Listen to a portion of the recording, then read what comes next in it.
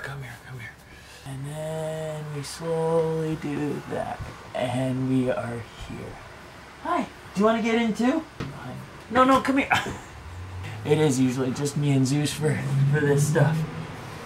We have a lot to talk about, and I'm not totally sure. I'll wait for that to pass. So we have a lot to talk about, and I'm not totally sure where to start because I have addressed this before.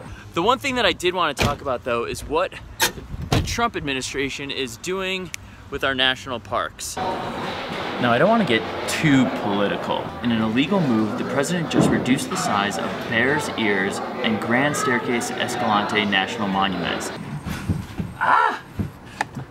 Now, with the government shutdown, parks still remained open, and our adventures were affected by the government shutdown. All right, so here's the deal. We were headed to Arches National Park, which is one of my favorite here in Moab, Utah, and because of the government shutdown, it's closed. Sit down. Having adventured to a lot of national parks, I've kind of become a national park snob. Sorry about it, I just am. And the closest national park to us is actually Joshua Tree National Park. In comparison to all the other national parks, I just don't think it's that tight. But that doesn't change the fact of what happened in Joshua Tree. The National Park Service claims the situation is now out of hand. Volunteers showed us pictures of places where people have gone off-roading, have camped illegally, and have destroyed Joshua trees. There are reports that it will take decades to fix the damage that was caused during the government shutdown in Joshua Tree National Park. And I just don't get that. Like, how are you just going out and being that reckless to nature for no reason? So here are some of the reports that I've read about this reckless damage that was done. It says it could take years for Joshua Tree to recover from damage caused during the shutdown. Even before the federal government reopened, the staff at Joshua Tree National Park was already doing damage control. The 1,200 square miles of desert landscape in Southern California never closed to the public throughout the 34 days of partial government shutdown. The fact that that's even possible of damage to be caused for no reason is mind-boggling, and I saw this tweet that is so true to who we are as people right now. How lonely it must be to not feel connected to the earth. Humans destroy everything we can whenever we can get away with it.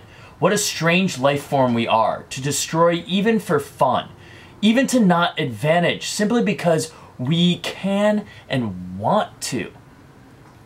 It's so bizarre to think about that we did that. Now, it should be said, I'm no saint either. I've flown my drone in national parks before I knew it wasn't allowed, and I've gotten in trouble for that. That's just a fact, and you should follow the guidelines of how to respect those spaces.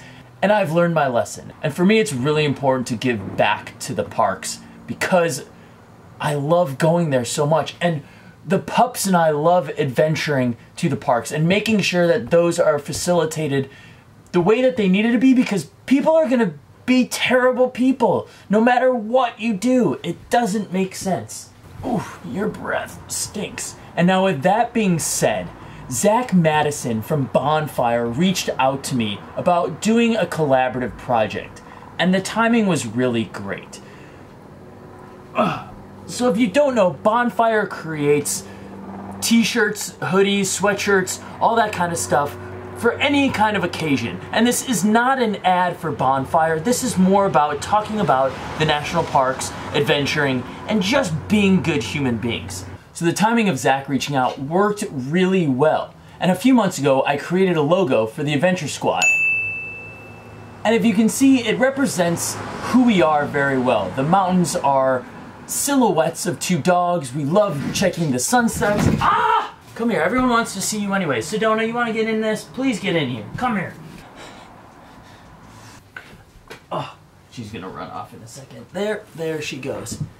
Now, in these collaborative efforts with Bonfire, we are giving 100% of the proceeds of the Adventure Squad merchandise back to the National Park Foundation. I want to be better about contributing to the parks and using this community and platform to talk about how much I love the beauty of the parks and how much you should go and explore that. This isn't getting on my soapbox and telling you I'm better than you for doing this. It's wanting to come together and do the right thing. As we continue to adventure, as we're planning more trips that I am so excited to share with you about, and we do have some very exciting trips coming up.